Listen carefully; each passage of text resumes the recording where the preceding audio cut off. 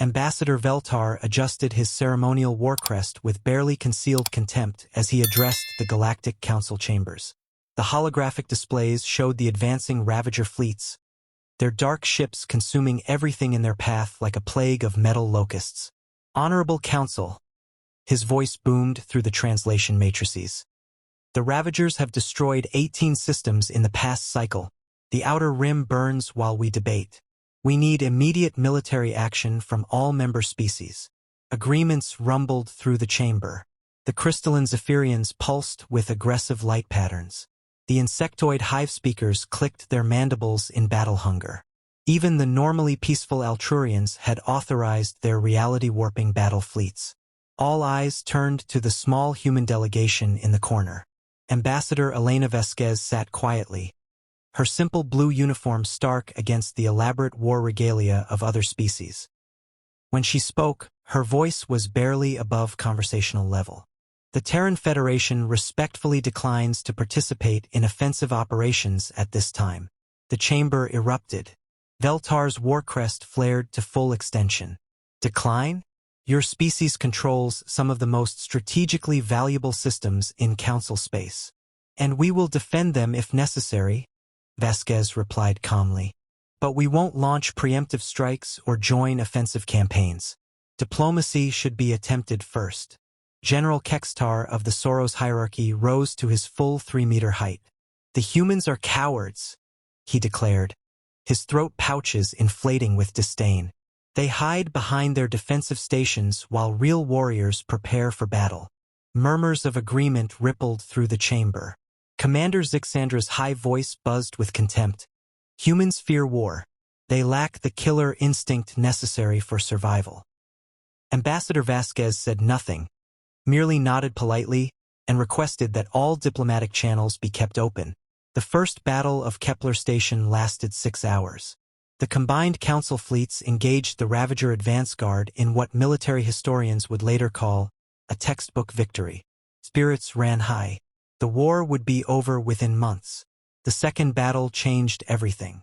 The Ravagers had studied the first engagement. Their adaptive technology turned Council weapons against themselves. Zephyrian light lances became harmless particle streams. Soros plasma cannons exploded in their own barrels. Hive speaker coordination networks were corrupted and reversed. 70% of the Council fleet was destroyed in 40 minutes. The third battle never happened.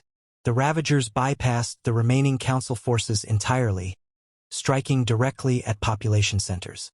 The Zarathi homeworld fell in hours. The Velkari colonies were consumed by their own defensive systems, turned against them by Ravager tech viruses. General Kextar's final transmission came from his flagship's burning bridge. Council command, requesting immediate assistance. We cannot stop them. Where are the humans? The answer came 3 days later. Space around the Ravager core fleet simply changed. Reality folded inward as 47 human vessels appeared from nowhere, not from hyperspace or jump gates, but from dimensions the Ravagers' adaptive technology couldn't even comprehend. The human ships looked nothing like the sleek warships other species favored. They were ugly, blocky, covered in sensor arrays and weapon systems that shouldn't have worked together. Each vessel bristled with technology from dozens of different species, captured, reverse-engineered, and improved with horrifying efficiency. Ambassador Vasquez's voice echoed across all frequencies. Ravager Command, this is Admiral Vasquez of the Terran Defense Force. You have 15 minutes to begin evacuation of all occupied systems. The lead Ravager ship responded with a data burst that roughly translated as, inferior species will be consumed. Resistance is futile. 12 minutes later, the Ravager core fleet ceased to exist. Not destroyed, simply gone, as if it had never been there at all. The remaining Ravager forces found their adaptive technology failing catastrophically.